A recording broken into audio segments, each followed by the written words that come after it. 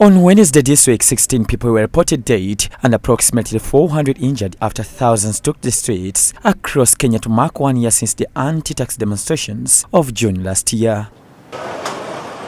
This is one of the most affected. The demonstrations, which left dozens dead and sparked nationwide outrage, forced the withdrawal of a contested finance bill that raised taxes. However, many of Kenya's youth are still enraged over several cases of alleged police brutality. We condemn the criminal anarchists who, in the name of peaceful demonstrations, unleashed a wave of violence, looting, sexual assault, and destruction upon our people. While delivering a lecture of opportunity to 52 senior military officers at the Senior Command and Staff College in Chimaka, Jinja City President Museveni attributed the growing wave of youth uprisings across Africa to the absence of a deliberate wealth creation strategy and the failure to fully monetize national resources.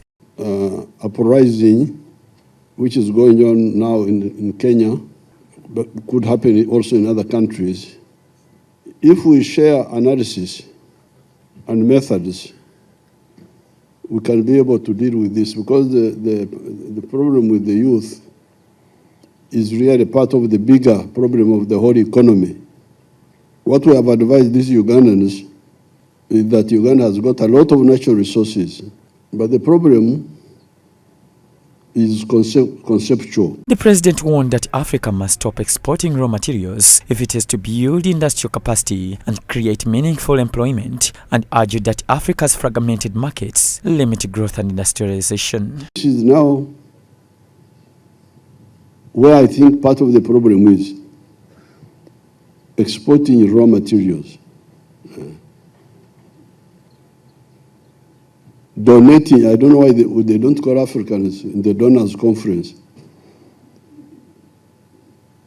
Because the Africans are the mega donors, donors of jobs and donors of money. Now, so that is sector 2. Manufacturing. During the lecture, President Museveni engaged the officers on wide-range topics, including youth unrest, patriotism, Pan-Africanism, wealth creation and sustainable peace, all framed within Africa's socio-economic transformation agenda. President Museveni emphasized the need for African nations to shift from donor-driven policies to homegrown strategies anchored in wealth creation and full participation in the money economy. Apart from the other steps, we must integrate seriously so that the wealth creators have enough market to produce and expand.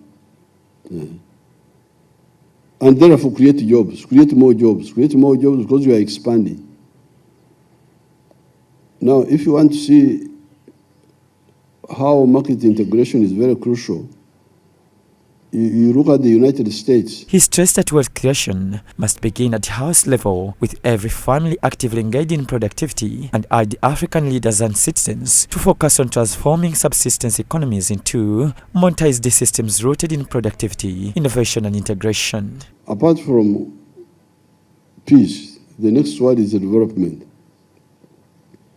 But the third word is wealth. Are we emphasizing wealth enough? So therefore, must be clear that every family must be involved in wealth creation. During the lecture, officials raised a number of issues, which were responded to by the President. Your Excellency the President, Kenya is witnessing a growing agitation among our youngest population, commonly known as Gen Z. Yesterday marked 1 year since the invasion of the Parliament in June 25th last year. Without doubt, the lecture has enhanced our understanding on key areas, including an in-depth analysis of the conceptual approach on how to harness our diverse resources, creating wealth for the people, and creating jobs for our young generations. The one-year regional course attracted military officers from Uganda, Rwanda, Burundi, and the United Republic of Tanzania, Kenya, South Sudan, and Malawi. John Baptista Humza, Church of Uganda, Family TV News at 8.